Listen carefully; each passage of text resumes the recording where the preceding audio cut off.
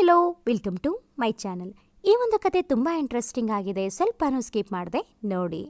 ಪ್ರೀತಿಯೇ ಉಸಿರು. ಕಾಡಿನ ಮಧ್ಯ ಅವನ ಜೀಪು ಕೆಟ್ಟು ಹೋಗಿ ಏನೂ ಮಾಡಲು ತೋಚದೆ ಜೀಪಿನಲ್ಲಿಯೇ ಕುಳಿತಿದ್ದ ಅಭಯ್. ಅಷ್ಟರಲ್ಲಿ ಆನೆಯ ಒಂದು ಜುಂಡು ಅಲ್ಲಿಗೆ ಬಂದಿತ್ತು. ಇದ್ದಕ್ಕಿದ್ದಂತೆ ಮರಿ ಆನೆಯೊಂದು ಕುಸಿದು ಕೂತಿತ್ತು. ಇವನಿಗೆ ಭಯ ಹತ್ತಿರ ಹೋಗಲು. ಒಂದು ದೊಡ್ಡ ಆನೆ ಇವನನ್ನು ನೋಡಿ ಇವನ ಕಡೆಗೆ ತಿರುಗಿ ಗೀಳಿಡತೊಡಗಿತ್ತು. ಇವನಿಗೆ ಭಯ. ಆ ಆನೆ ಇವನ ಕಡೆಗೆ ನೋಡುತ್ತಿತ್ತು. ಭಯಗೊಂಡ ಅಭಯ್ ಇಳಿದವನು ಕಾಡಿನ ಒಳಗೆ ನಡೆಯತೊಡಗಿದ್ದ. ಸ್ವಲ್ಪ ದೂರ ಹೋಗಿದ್ದ ಅಭಯ್. ಅಷ್ಟೊತ್ತಿಗೆ ಅವನಿಗೆ ಹತ್ತಿರದಲ್ಲಿ ಯಾರೋ ಓಡಾಡುವ ಶಬ್ದ ಕೇಳಿ, ಹಲೋ, ಯಾರಿದ್ದೀರಿ ಇಲ್ಲಿ ಎಂದು ಕೂಗಿದ. ತಕ್ಷಣ ಒಂದು ಧ್ವನಿ ಉತ್ತರಿಸಿತ್ತು, ಯಾರದು ಎಂದು. ನಾನು ಅಭಯ್ ಎಂದ. ಬಂದೆ, 1 ನಿಮಿಷ ಎಂದು ಅವನೆದುರಿಗೆ ಮೇಲಿನಿಂದ ಯಾರೋ ನೆಗೆದು ನಿಂತಿದ್ದರು. ಭಯದಿಂದ ಅಮ್ಮ ಎಂದು ಕೂಗಿದ್ದ ಅಭಯ್. ಆಗ ಯಾರೋ ಅವನ ಹೆಗಲು ಮುಟ್ಟಿ, ಯಾರು ನೀವು ಎಂದು ಕೇಳಿದರು. ನಿಧಾನವಾಗಿ ಕಣ್ಣು ಬಿಟ್ಟಿದ್ದ ಅಭಯ್ ಎದುರಿಗೆ ಜಿಂಕೆ ಮರಿಯಷ್ಟೇ ಸುಂದರವಾದ ಹೆಣ್ಣು ಹುಡುಗಿ ನಿಂತಿದ್ದಳು. ಮಾತು ಮರೆತು ಅವಳನ್ನೇ ನೋಡುತ್ತಾ ನಿಂತಿದ್ದ. ಹಲೋ, ಯಾರು ನೀವು ಎಂದಳು. ಎಚ್ಚೆತ್ತ ಅಭಯ್, ನೋಡಿ, ನಾನು ಅಭಯ್. ಕಾಡಿನ ಮಧ್ಯೆ ನನ್ನ ಜೀಪು ಕೆಟ್ಟು ಹೋಗಿದೆ. ನಡೆದು ಹೋಗೋಣ ಅಂದುಕೊಂಡೆ. ಅಷ್ಟರಲ್ಲಿ ಆನೆಯ ಜುಂಡು ಬಂತು. ಒಂದು ಆನೆ ಇದ್ದಕ್ಕಿದ್ದಂತೆ ಕುಸಿದು ಕೂತಿತ್ತು. ಇನ್ನೊಂದು ಆನೆ ಗೀಳಿಡುತ್ತಿತ್ತು. ನನ್ನೇ ನೋಡುತ್ತಾ. ನನಗೆ ಭಯವಾಗಿ ಈ ಕಡೆಗೆ ಓಡಿ ಬಂದೆ ಎಂದ. ಬನ್ನಿ ಅಲ್ಲಿಗೆ, ಅಂದರೆ ಆನೆ ಇರುವಲ್ಲಿಗೆ ಕರೆದುಕೊಂಡು ಹೋಗಿ ಬೇಗ ಎಂದಳು. ಸರಿ ಬನ್ನಿ ಎಂದ ಅಭಯ್. ಅವಳನ್ನು ಕರೆದುಕೊಂಡು ಹೊರಟ ಅಲ್ಲಿಗೆ. ಅವರಿಬ್ಬರನ್ನೂ ನೋಡಿದ ಆ ದೊಡ್ಡ ಆನೆ ಇವರತ್ತ ದೀನವಾಗಿ ನೋಡತೊಡಗಿತ್ತು. ಅದನ್ನು ನೋಡಿದ ಆ ಹುಡುಗಿ, ನೀವು ಇಲ್ಲೇ ಇರಿ, 1 ನಿಮಿಷ ಬಂದೆ ಎಂದು ಹೇಳಿ ಆನೆಯ ಕಡೆಗೆ ನಿಧಾನವಾಗಿ ನಡೆದು ಹೊರಟಳು. ಅವಳು ಕುಸಿದು ಕೂತಿದ್ದ ಆನೆಯನ್ನು ಸೂಕ್ಷ್ಮವಾಗಿ ಪರಿಶೀಲಿಸಿ ನೋಡಿದಳು. ಅದರ ಹಿಂಗಾಲಲ್ಲಿ ಮುಳ್ಳು ಸಿಕ್ಕಿಕೊಂಡಿತ್ತು. ಅದನ್ನು ನೋಡಿ ತಕ್ಷಣವೇ ಅದನ್ನು ಕಿತ್ತು ಹಾಕಿದಳು ಅವಳು. 1 ನಿಮಿಷ ಹೇಳ್ಬೇಡ, ಇರು, ಔಷಧಿ ತಂದು ಹಾಕಿ ಪಟ್ಟು ಕಟ್ಟುತ್ತೀನಿ ಎಂದಳು.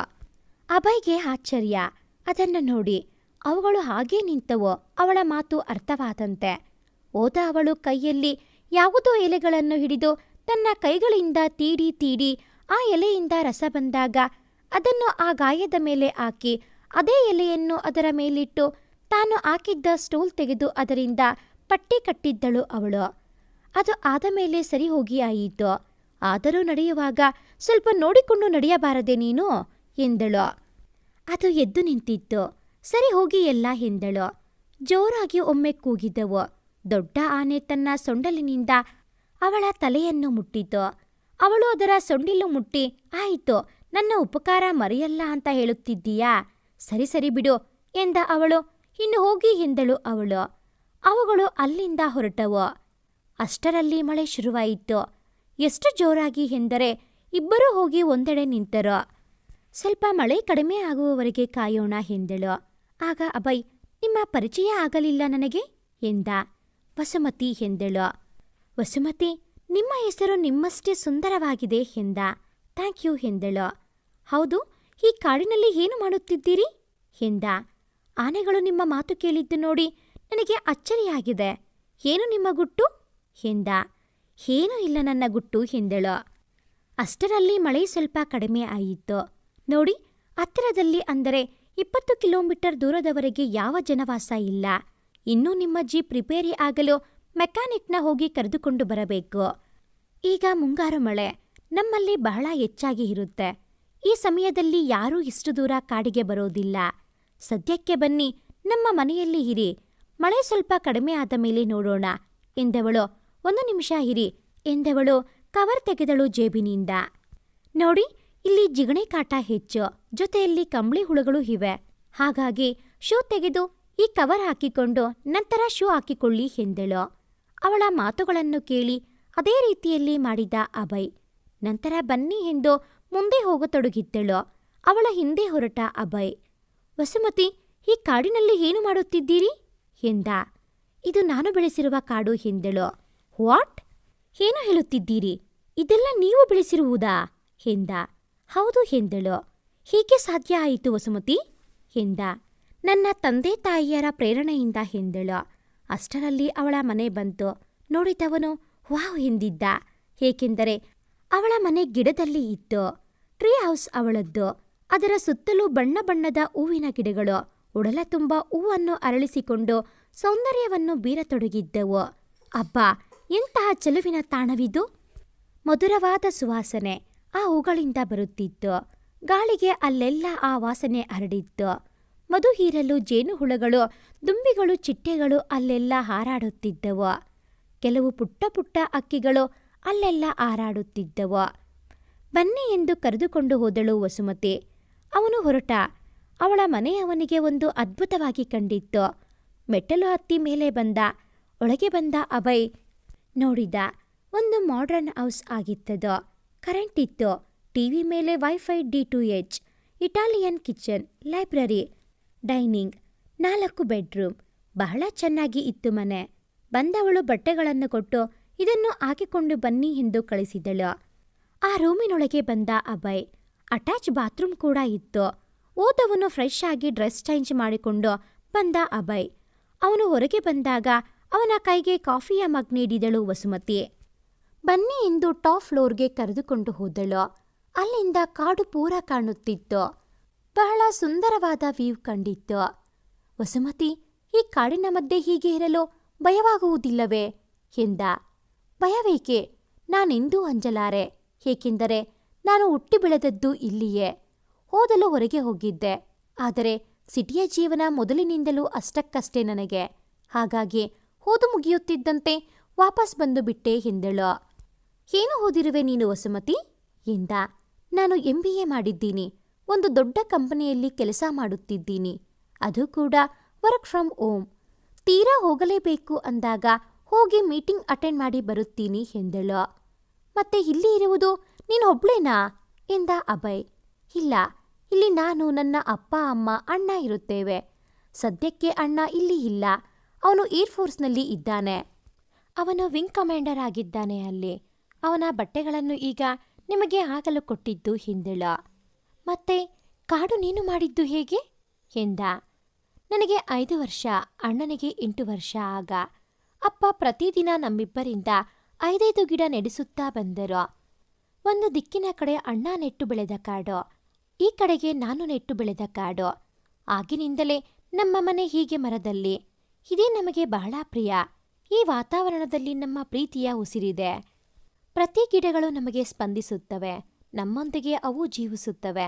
ನಮ್ಮನ್ನು ಕೂಡ ಒಳ್ಳೆಯ ಗಾಳಿಯನ್ನು ಕೊಟ್ಟು ಅವು ಬದುಕಿಸುತ್ತವೆ ಎಂದಳು ವಸುಮತಿ. ಮತ್ತೆ ನೀವು ಏನು ಮಾಡುವುದು ಎಂದಳು. ನಾನು ಅಭಯ್ ಗೌತಮ್. ನನ್ನ ತಂದೆ ಅನಂತರಾಮ್ ಗೌತಮ್, ಒಬ್ಬರು ಇಂಡಸ್ಟ್ರಿಯಲಿಸ್ಟ್. ನಮ್ಮ ತಾಯಿ ಮಧು ಗೌತಮ್. ನಾನು ಇಂಜಿನಿಯರಿಂಗ್ ಮಾಡಿದ್ದೀನಿ. MTech ಆಗಿದೆ. ಸದ್ಯಕ್ಕೆ ಒಂದು MNC ಕಂಪನಿಯಲ್ಲಿ ಎಕ್ಸ್ಪೀರಿಯನ್ಸ್ಗೋಸ್ಕರ ಕೆಲಸ ಮಾಡುತ್ತಿದ್ದೀನಿ. ಮುಂದೆ ನಮ್ಮ ತಂದೆಯ ವ್ಯವಹಾರಗಳ ಜವಾಬ್ದಾರಿ ನಾನೇ ತೆಗೆದುಕೊಳ್ಳಬೇಕಿದೆ ಎಂದ. ಒಬ್ಬನೇ ಮಗ ನಾನು. ಬಿಟ್ಟು ಬರುವಂತಿಲ್ಲ. ಇಲ್ಲಿ ನೀನು ಮಾಡುತ್ತಿರುವ ಈ ಪ್ರಶಾಂತ ಜೀವನ, ಇರುವ ವಾತಾವರಣ, ಈ ಮನೆ, ಇದೆಲ್ಲ ನೋಡುತ್ತಿದ್ದರೆ ನನಗೂ ಇದೇ ರೀತಿಯಲ್ಲಿ ಬದುಕುವ ಆಸೆ. ಆದರೆ ಆಗುತ್ತೋ ಇಲ್ಲವೋ ಗೊತ್ತಿಲ್ಲ. ಬಟ್ ಇಲ್ಲಿ ಬದುಕುವ ಅವಕಾಶ ಸಿಕ್ಕರೆ ಕಳೆದುಕೊಳ್ಳಲಾರೆ ಎಂದ ಅವನು. ಏನೇ ಆಗಲಿ, ನೀನು ನಿಮ್ಮ ಫ್ಯಾಮಿಲಿ ಬಹಳ ಗ್ರೇಟ್ ಕಣೆ ಎಂದಿದ್ದ ಅಭಯ್. ಅವನ ಮಾತಿಗೆ ನಕ್ಕಿದ್ದಳು ವಸುಮತಿ. ಮರುಳು ಹಿಡಿಸಿತ್ತು ಅವಳ ನಗೆ ಅವನಿಗೆ. ಅವನ ಕಂಗಳ ಭಾಷೆ ಅರಿಯದವಳೇನಲ್ಲ ವಸುಮತಿ. ಆದರೆ ಇಬ್ಬರ ಜೀವನ ಬೇರೆ ಬೇರೆಯ ತರಹ. ಹಳೆಯ ಕಂಬಿಗಳ ಹಾಗೆ ಎಂದೂ ಒಂದಾಗಲು ಸಾಧ್ಯವಿಲ್ಲ. ಆ ಬಗ್ಗೆ ತಲೆ ಕೆಡಿಸಿಕೊಳ್ಳಬಾರದು ಎಂದುಕೊಂಡಳು ವಸುಮತಿ. ಅಷ್ಟರಲ್ಲಿ ಅವಳ ತಂದೆ ತಾಯಿ ಬಂದರು ಮನೆಗೆ. ಅವರಿಗೆ ಅಭಯ್ನ ಪರಿಚಯ ಮಾಡಿಕೊಟ್ಟಳು. ನನ್ನ ತಂದೆ ವಿಶ್ವಕ್, ಅಮ್ಮ ಅಮೃತ ಎಂದಳು. ಇನ್ನು ಅಣ್ಣ ವರುಣ್ ಏರ್ಫೋರ್ಸ್ನಲ್ಲಿ ಇದ್ದಾನೆ ಎಂದಳು ವಸುಮತಿ. ರಾತ್ರಿಯ ಊಟದ ನಂತರ ಮೇಲಿನ ರೂಮ್ಗೆ ಹೋಗಿ ನಕ್ಷತ್ರಗಳನ್ನು ನೋಡುತ್ತಾ ಕೂತಿದ್ದಳು ವಸುಮತಿ. ಅಲ್ಲಿಗೆ ಬಂದ ಅಭಯ್ ವಸು ಎಂದ. ಹೋ ಎಂದಳು. ನಾಳೆ ನನಗೆ ಮೆಕ್ಯಾನಿಕ್ ಸಿಗಬಹುದೇ ಎಂದ ಅಭಯ್. ನೋಡೋಣ, ಟ್ರೈ ಮಾಡೋಣ ಎಂದಳು. ಬಂದು ಅವ ಹತ್ತಿರ ಕೂತವನೋ ಬಹಳ ಪ್ರೀತಿಯಿಂದ ವಸು ಎಂದ. ಹೋ ಎಂದಳು. ಅದು ನಾನು ನಿನಗೆ ಏನೂ ಹೇಳಬೇಕಿತ್ತು ಎಂದ. ಹೇಳಿ ಎಂದಳು ವಸುಮತಿ. ಮೆದುವಾಗಿ ಅವಳ ಕೈ ಹಿಡಿದವನೋ, ಅದು ಯಾಕೋ ಗೊತ್ತಿಲ್ಲ, ನಿನ್ನ ನೋಡಿದ ಮೊದಲ ನೋಟದಲ್ಲಿಯೇ ನನಗೆ ನಿನ್ನ ಮೇಲೆ ಬಹಳ ಪ್ರೀತಿಯಾಗಿ ಹೋಗಿದೆ ಕಣೆ ಎಂದ. ನೋಡಿ, ನಿಮ್ಮ ಜೀವನ ನನ್ನ ಜೀವನ ಬಹಳ ವಿಭಿನ್ನ. ನಾನು ಈ ಜಾಗವನ್ನು ಬಿಟ್ಟು ಎಲ್ಲಿಯೂ ಬರಲಾರೆ. ನಿಮಗೆ ನಿಮ್ಮ ಜವಾಬ್ದಾರಿಗಳಿವೆ, ಕರ್ತವ್ಯಗಳೂ ಇವೆ. ಈ ವಿಷಯ ಇಲ್ಲಿಗೆ ಬಿಟ್ಟು ಬಿಡಿ. ಆಗದಿರುವ ಕೆಲಸಗಳಿಗೆ ನಾವು ತಲೆ ಕೆಡಿಸಿಕೊಳ್ಳುವುದರಲ್ಲಿ ಅರ್ಥವೇ ಇಲ್ಲ. ಈ ವಿಷಯ ಇಲ್ಲಿಗೆ ಬಿಟ್ಟು ಬಿಡಿ ಎಂದಳು. ಅವನು ಹಿಡಿದ ಅವಳ ಕೈಯನ್ನು ತುಸು ಗಟ್ಟಿಯಾಗಿ ಹಿಡಿದು, ನೀನು ಹೇಳುವುದು ನಿಜ, ಆದರೂ ಈ ಮನಸ್ಸಿಗೆ ಅದೆಲ್ಲ ಅರ್ಥವಾಗುವುದಿಲ್ಲ ಕಣೆ ವಸು ಎಂದ. ಅವಳು ಏನೂ ಮಾತನಾಡಲಿಲ್ಲ, ಸುಮ್ಮನೆ ಇದ್ದಳು. ಅವಳು ಹಿಡಿದ ಅವಳ ಕೈ ಮೇಲೆ ಸವರಿದ್ದ ಅಭಯ್, ನನ್ನ ಜೀಪ್ ರಿಪೇರಿ ಆಗುವವರೆಗೆ ನಾನು ನಿನ್ನ ಅತಿಥಿಯಾಗಿ ಇರಲು ಪರ್ಮಿಷನ್ ಕೊಡೆ ವಸು ಎಂದ. ಎಂದಳು ವಸುಮತಿ. 3 ದಿನಗಳ ನಂತರ ಅವನ ಜೀಪ್ ರೆಡಿಯಾಗಿತ್ತು. ಅವನು ವಸುಮತಿಯನ್ನು ಬಿಟ್ಟು ಹೋಗಲಾರದೆ ಬಹಳ ಕಷ್ಟಪಡುತ್ತಿದ್ದ ಅಭಯ್. ವಸುಮತಿಯ ಮನಸ್ಸು ಕೂಡ ಸ್ವಲ್ಪ ಮಟ್ಟಿಗೆ ಅದೇ ರೀತಿಯಲ್ಲಿ ಇತ್ತು. 1 ನಿಮಿಷ ವಸು, ಬಾ ಇಲ್ಲಿ ಎಂದು ಕರೆದುಕೊಂಡು ಹೋದ ಅಭಯ್ ಅವಳನ್ನು ರೂಮಿನೊಳಗೆ ಕರೆದುಕೊಂಡು ಹೋಗಿದ್ದ. ಸ್ವಲ್ಪ ಸಮಯದ ಬಳಿಕ ಹೊರಗೆ ಬಂದಿದ್ದ ಅವನು. ಅವಳು ಕೆಳಗಿನವರೆಗೆ ಬಂದು ಅವನನ್ನು ಕಳುಹಿಸಿಕೊಡಲು ಬಂದಳು. ಅವಳನ್ನು ತನ್ನೆದೆಗೆ ಸೆಳೆದುಕೊಂಡಿದ್ದ ಅಭಯ್ ಅವಳನ್ನು ಗಟ್ಟಿಯಾಗಿ ತಬ್ಬಿಕೊಂಡಿದ್ದ. ನಂತರ ಅವಳನ್ನು ಬಿಟ್ಟವನು ಮತ್ತೆ ಹಿಂತಿರುಗಿ ನೋಡದೆ ಹೊರಟು ಹೋದ. ಅಭಯ್ ಮತ್ತೆ ಹಿಂತಿರುಗಿ ನೋಡದೆ ಹೋಗೋದೇನೋ ಹೋಗಿದ್ದ. ಆದರೆ ಅವನು ಡಲ್ಲಾಗಿ ಬಿಟ್ಟಿದ್ದ. ಅವನ ಮನಸ್ಸು ವಸುಮತಿಯ ಹತ್ತಿರವೇ ಉಳಿದು ಬಿಟ್ಟಿತ್ತು. ಕೆಲಸಗಳು ಎಲ್ಲವನ್ನೂ ಮಾಡುತ್ತಿದ್ದ, ಆದರೆ ಆಸಕ್ತಿಯಿಂದ ಮಾಡುತ್ತಿರಲಿಲ್ಲ. ಸದಾ ನಗುನಗುತ್ತಾ ಮನೆಯ ತುಂಬ ಓಡಾಡುತ್ತಿದ್ದವನು ಬಹಳ ಸೈಲೆಂಟಾಗಿ ಬಿಟ್ಟಿದ್ದ ಅಭಯ್. ಮಧುಗೆ ಮಗನ ಮೌನದ ಅರ್ಥ ತಿಳಿದುಕೊಳ್ಳಲು ಬಹಳ ಪ್ರಯತ್ನ ಪಟ್ಟು ಅದು ಅವರಿಂದ ಆಗದಾಗಿತ್ತು. ಇಂದು ಸರಿ ಹೋಗಬಹುದು, ನಾಳೆ ಸರಿ ಹೋಗಬಹುದು ಎಂದು ಕಾದಿದ್ದೇ ಬಂತು. ಅವನಲ್ಲಿ ಯಾವುದೇ ಬದಲಾವಣೆ ಆಗಿರಲಿಲ್ಲ. ಅಭಯ್ ವಸುಮತಿಯನ್ನು ಬಹಳ ಬಹಳ ಮಿಸ್ ಮಾಡಿಕೊಳ್ಳತೊಡಗಿದ್ದ. ಅಲ್ಲಿಂದ ಬರುವಾಗ ಕೋಣೆಯ ಒಳಗೆ ಕರೆದುಕೊಂಡು ಹೋಗಿದ್ದ ಅಭಯ್ ಅವಳನ್ನು ತಬ್ಬಿಕೊಂಡು ಬಿಟ್ಟು ನಂತರ ಅವಳ ತೋಟದ ಸುಂದರ ಹೂವಿನಂತಹ ಮುಖದ ಅವಳನ್ನು ಮನಸ್ಸಿನ ತುಂಬ ತುಂಬಿಕೊಂಡವನು ಅವಳನ್ನು ಬಹು ಪ್ರೀತಿಯಿಂದ ಮುದ್ದಿಸತೊಡಗಿದ್ದ ಅಭಯ್. ವಸುಮತಿ ಅವನನ್ನು ತಡೆಯಲಿಲ್ಲ. ಅವಳ ಅದರಗಳಿಂದ ತನಗೆ ಬೇಕಾದಷ್ಟು ಮಧು ಹೀರಿದವನು ನಂತರ ಅಲ್ಲಿಂದ ಹೊರಟು ಬಂದಿದ್ದ. ಅವನ ಮನಸ್ಸು ಮಾತ್ರ ವಸುಮತಿಯ ಗುಂಗಿನಲ್ಲಿಯೇ ತುಂಬಿ ಹೋಗಿತ್ತವನಿಗೆ. ಅವಳು ಇರದ ಈ ಜೀವನ ಕೊನೆಯವರೆಗೂ ಹೀಗೆ ಕಳೆಯುವುದೇ ಎಂದುಕೊಂಡಾಗಲೆಲ್ಲ ಅವನಿಂದ ನಿಟ್ಟುಸಿರು ಹೊರಹೊಮ್ಮುತ್ತಿತ್ತು. ಇತ್ತ ವಸುಮತಿಯ ಪರಿಸ್ಥಿತಿಯೂ ಕೂಡ ಅದೇ ರೀತಿಯಲ್ಲಿ ಇತ್ತು. ಅಭಯ್ ಬಂದು ಹೋದಾಗಿನಿಂದ ಮಗಳಲ್ಲಿ ಬದಲಾವಣೆ ಬಂದಿರುವುದು ವಿಶ್ವಕ್ ಅಮೃತ ಕೂಡ ಚಿಂತಿತರಾಗಿದ್ದರು. ಅಮೃತ, ರೀ, ವಸು ಆ ಹುಡುಗನನ್ನು ಏನಾದರೂ ಪ್ರೀತಿಸುತ್ತಿದ್ದಾಳಾ ಅಂತ. ಅದಕ್ಕೆ ಅವನು ಹೋದ ನಂತರದಲ್ಲಿ ಇಷ್ಟು ಡಲ್ ಆಗಿದ್ದಾಳೆ ಅಂತ ಅನಿಸುತ್ತದೆ ನನಗೆ ಎಂದರು. ನನಗೂ ಕೂಡ ಅದೇ ಅನಿಸುತ್ತದೆ, ನೋಡೋಣ ಏನಾಗುತ್ತೋ ಅಂತ ಅಂದರು ವಿಶ್ವಕ್. ಸುಮಾರು 6 ತಿಂಗಳು ಕಳೆದಿದ್ದು. ಅವಳ ಮನೆಯ ಬಾಗಿಲಿಗೆ ಯಾರೋ ದಂಪತಿಗಳು ಅವಳನ್ನು ಹುಡುಕಿಕೊಂಡು ಬಂದಿದ್ದರು. ಯಾರು ನೀವು ಎಂದಳು ವಸುಮತಿ. ಅವಳನ್ನು ನೋಡಿ ಅನಂತರಾಮ್ ಹಾಗೂ ಮಧು ಬಹಳ ಸಂತಸ ಪಟ್ಟರು. ತಮ್ಮ ಮಗನ ಆಯ್ಕೆ ಬಹಳ ಸೂಪರ್, ಹುಡುಗಿ ಚೆಲುವಿನ ಕಣಿ ಎಂದುಕೊಂಡರು. ಅಷ್ಟರಲ್ಲಿ ಹೊರಗೆ ಬಂದ ವಿಶ್ವಕ್, ಯಾರು ವಸು ಬಂದಿರುವುದು ಎಂದು ನೋಡಿದರು. ರಾಮು ಎಂದರು. ಅರೆ ವೀಶ್ ಎಂದರು ಅನಂತರಾಮ್. ಎಷ್ಟು ವರ್ಷಗಳ ನಂತರ ಎಂದರು. ನೀನು ನಿನ್ನ ಜೀವನವನ್ನು ನಿನ್ನ ಆದರ್ಶಗಳನ್ನು ಅಂದುಕೊಂಡಂತೆ ನಡೆಸುತ್ತಿದ್ದೀಯ ನೋಡು. ನಾನು ಎಲ್ಲವನ್ನೂ ಗಾಳಿಗೆ ತೂರಿಬಿಟ್ಟೆ ಎಂದರು. ಬಾ, ಅಲ್ಲಿ ನಿಂತು ಯಾಕೆ ಮಾತನಾಡುತ್ತಿರುವೆ, ಒಳಗೆ ಬಾರೋ ಎಂದರು. ಎಲ್ಲರೂ ಮನೆಯೊಳಗೆ ಬಂದರು.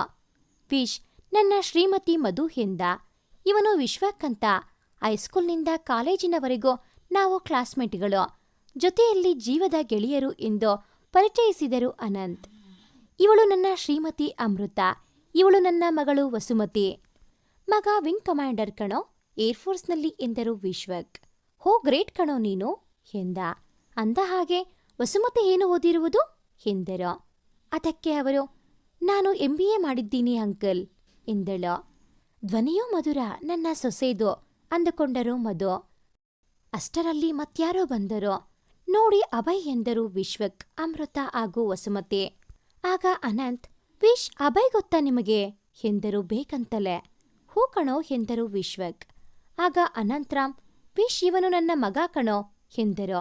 ನಿಜವೇನೋ ಎಂದರು. ಸುಳ್ಳ್ಯಾಕೋ ಹೇಳಿ, ಬೇಕಾದರೆ ಇವಳನ್ನು ಕೇಳು ಎಂದರು ತಮಾಷೆಯಾಗಿ. ಲೋ, ಏನು ನೀನು? ನಿನ್ನ ಹಾಸ್ಯ ಇನ್ನೂ ಕಡಿಮೆ ಆಗಿಲ್ಲ ನೋಡು ಎಂದರು. ಅದು ಹುಟ್ಟುಗುಣ ಕಣೋ, ಹೋಗಲ್ಲ ಎಂದರು ನಗುತ್ತಾ. ಅಭಯ್ ಅವರು ಮಾತನಾಡುತ್ತಿದ್ದರೆ ವಸುಮತಿಯ ಕೈ ಹಿಡಿದು ಕರೆದುಕೊಂಡು ಹೋಗಿದ್ದ ಅಲ್ಲಿಂದ. ಆಗ ವಸುಮತಿ, ನೀವು ಇಲ್ಲಿ ಏನು ಮಾಡುತ್ತಿದ್ದೀರಿ ಎಂದಳು ಅವಳು. ನನಗೂ ಗೊತ್ತಿಲ್ಲ, ಅಪ್ಪ ಅಮ್ಮ ಕರೆದುಕೊಂಡು ಬಂದಿದ್ದಾರೆ, ನಾನು ಬಂದಿದ್ದೀನಿ ಎಂದ. ನಂತರ ಅವಳ ಹತ್ತಿರ ಬಂದವನು, ನಿನ್ನ ಬಿಟ್ಟು ಇರೋದು ಬಹಳ ಕಷ್ಟ ಕಣೆ ವಸು ಎಂದ ನೋವಿನ ಧ್ವನಿಯಲ್ಲಿ. ಈ 6 ತಿಂಗಳು ನಿನ್ನ ಮರೆಯಲೆಷ್ಟು ಪ್ರಯತ್ನಿಸಿದೆ, ಮತ್ತೆ ಅಷ್ಟೇ ನನ್ನ ಮನಸ್ಸು ನಿನ್ನನ್ನೇ ನೆನಪಿಸಿಕೊಳ್ಳುತ್ತೆ ಕಣೆ. ಏನೇ ಮಾಡಲಿ ನಾನು ಎಂದ ದುಃಖದಿಂದ. ಅವಳು ಏನೂ ಮಾತನಾಡದೆ ಕಣ್ಣೀರಾಗಿದ್ದಳು. ಇಲ್ಲಿ ಅವಳ ಪರಿಸ್ಥಿತಿಯೂ ಅದೇ ತೆರನಾಗಿ ಇತ್ತಲ್ಲ. ಅವಳ ಕಣ್ಣೀರು ಹೊರಿಸಿದ್ದ ಅಭಯ್ ಅವಳನ್ನು ಅಪ್ಪಿಕೊಂಡಿದ್ದ. ಇನ್ನೂ ಆಗಲ್ಲ ಕಣೆ ನನ್ನಿಂದ ದೂರ ಇರೋದು, ಅದು ನರಕ ಕಣೆ ಎಂದ. ಅವಳು ಅವನ ಮಾತು ಕೇಳಿ ಅವನನ್ನು ಇನ್ನಷ್ಟು ಬಿಗಿಯಾಗಿ ತಬ್ಬಿಕೊಂಡಿದ್ದಳು. ಅಷ್ಟರಲ್ಲಿ ವಿಶ್ವಕ್, ಬನ್ನಿ ಇಬ್ಬರು ಕೆಳಗೆ ಎಂದರು. ಹೋಗುವ ಮೊದಲು ಅಭಯ್ ವಸುಮತಿಯ ಮಗುವನ್ನೇ ನೋಡುತ್ತಾ, I love you so much ಕಣೆ ವಸು ಎಂದ. ಐ ಲವ್ ಯು ಟೂ ಎಂದಿದ್ದಳು. ಇಬ್ಬರೂ ಕೆಳಗೆ ಬಂದರು. ಆಗ ಅನಂತ್, ನಿಮ್ಮಿಬ್ಬರ ಪ್ರೀತಿ ನಮಗೆಲ್ಲ ಒಪ್ಪಿಗೆಯೇ, ಆದರೆ ನಾವು ಫ್ಯಾಮಿಲಿ ಕೂಡ ಇಲ್ಲಿಗೆ ಶಿಫ್ಟ್ ಆಗುತ್ತೀವಿ. ಅಭಯ್ ಡೈಲಿ ಓಡಾಡಲಿ ಎಂದರು. ಅವರಿಬ್ಬರ ಹಿಡಿತ ಬಲವಾಗಿತ್ತು. ಸಂತೋಷದಿಂದ, ಅಪ್ಪ ನಿಜಾನಾ ಎಂದ. ಹ್ಞೂ ಕಣೋ, ನಿನ್ನ ಸುಖಕ್ಕಾಗಿ ತಾನೇ ನಮ್ಮ ಜೀವನ. ನೀನು ಖುಷಿಯಾಗಿ ಇರದಿದ್ದರೆ ಅದಕ್ಕೆ ಅರ್ಥವೇನು ಹೇಳು ನೀನೇ? ಹಾಗಾಗಿ ಈ ತೀರ್ಮಾನ ನಾವೆಲ್ಲರೂ ಸೇರಿ ಮಾಡಿದ್ದೀವಿ ಎಂದರು. ಮುಂದಿನ ವಾರ ವರುಣ್ ಕೂಡ ಬರುತ್ತಿದ್ದಾನೆ. ಅವನು ಬಂದ ನಂತರ ನಿಮ್ಮ ಎಂಗೇಜ್ಮೆಂಟ್.